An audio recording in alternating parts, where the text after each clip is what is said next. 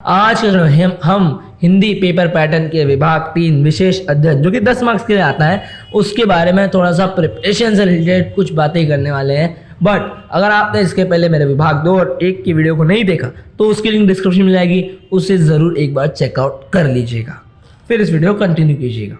तो मैं एक चीज़ स्टार्ट में आपको बताना चाहता हूँ इस वीडियो के कि हम जैसे जैसे हिंदी के पेपर पैटर्न के हिसाब से विभाग में जो आगे जाते जाएंगे ना, जैसे कि विभाग 1, 2 अब ये 3 चल रहा है, तो आपकी जो प्रिपरेशन है, जो मेहनत है और जो टाइम कंजम्पशन है वो धीरे धीरे कम होता जाता है।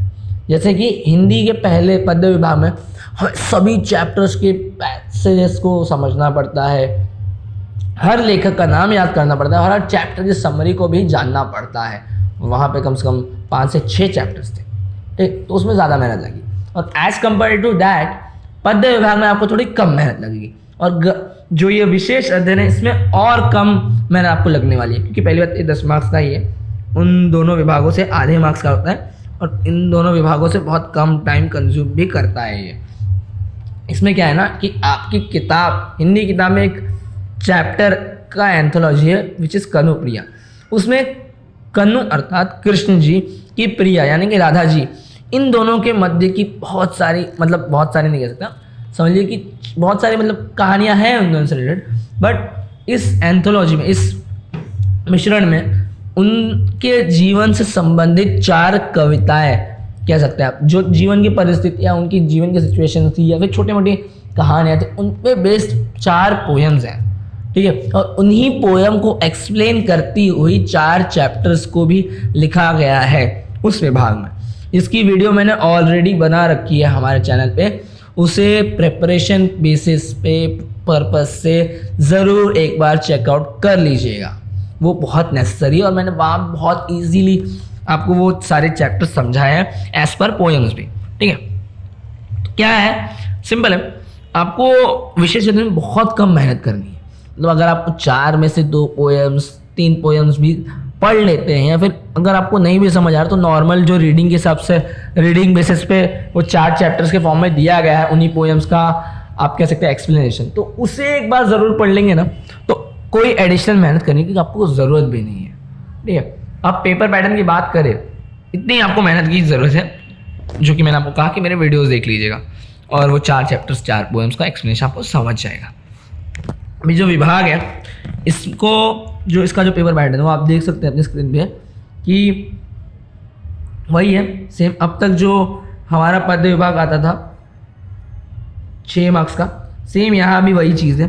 ये 6 मार्क्स का एक पैसेज दिया गया है आपको, जो कि आपकी किताब के किसी जो 4 चैप्टर्स कहा मैंने उनमें से किसी एक चैप्टर का एक पैसेज होगा, ठीक है, जिसमें बस आपको 3 क्वेश्चन पूछे जाएंगे। जैसा कि अब तक पद्य विभाग में किया जा रहा था, 2 पैसेज थे वहाँ पे, यहाँ पे 1 पैसेज 6 मार्क्स का। आकलन कृति, इट मीन्स कि वही शब्द जाल एक दिया होगा और आपको उससे पूर्ण करना होगा, एज पर पैसे आपको उसके आंसर्स मिल जाएंगे। दूसरा जो है शब्द संपदा, वो आपको व्याकरण की चीज़ें पूछी जा सकती हैं या फिर कुछ पैसे से रिलेटेड कुछ और चीज़ें पूछी जा सकती हैं, तो ये 4 मार्क्स के आंसर तो आपको पैसेज में मिल जाएंगे। इसके बाद तीसरा आता है विच इज़ अभिव्यक्ति, पर्सनल रिस्पॉन्स ऑफ क्वेश्चन, आपको किसी टॉपिक पे अपने विचार प्रस्तुत करने होंगे। ये ऑलरेडी हम लोगों ने पद्य विभाग में कवर कर रखा है, सॉरी गद्य विभाग में, ठीक। उसके बाद आता है दूसरा लघुत्तरी उत्तर, जिसमें आपको वही 4 चैप्टर्स का प्रिपरेशन करके जाना है। उसमें वैसे आपको कोई 2 क्वेश्चन पूछेंगे और उनमें से 1 क्वेश्चन 4 मार्क्स के लिए आंसर लिखना है। बहुत ईजी है, बस मेरे वीडियोस को एक बार ज़रूर देख लीजिएगा। चारों के चारों चैप्टर्स को मैंने वहाँ आराम से बहुत अच्छे से कवर किया है, ठीक है। ये तो हुई बात पेपर पैटर्न के हिसाब से और प्रिपरेशन के हिसाब से।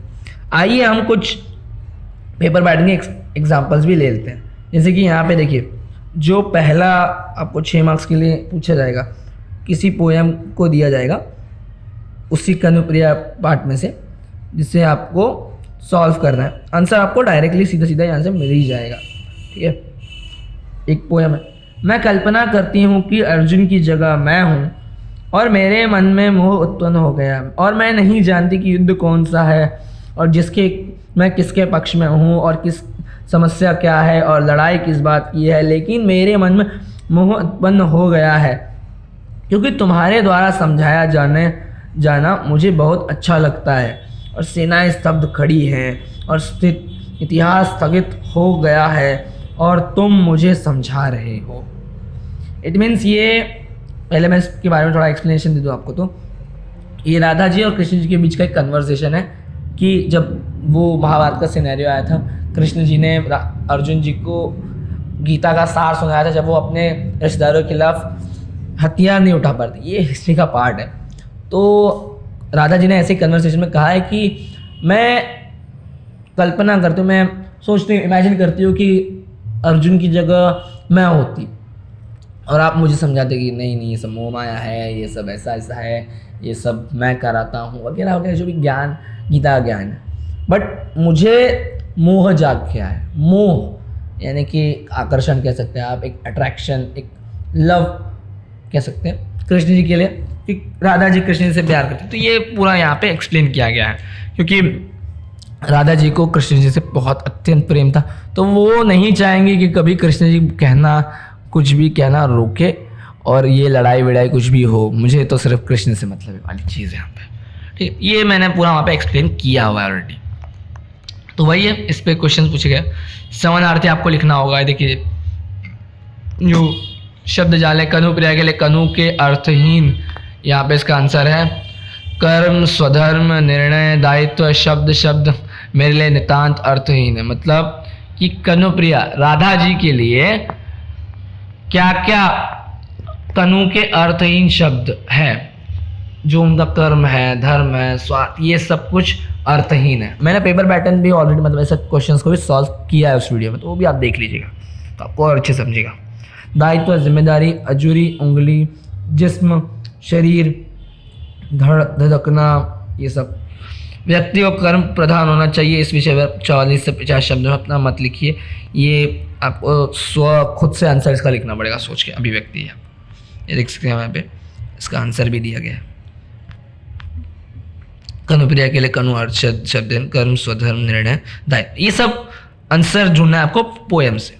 ठीक है, उसके बाद जो लघुत्तरी क्वेश्चन है, 2 क्वेश्चन दिए, 2 में से कोई भी एक लिखिए कि राधा की दृष्टि से जीवन की सार्थकता बताइए।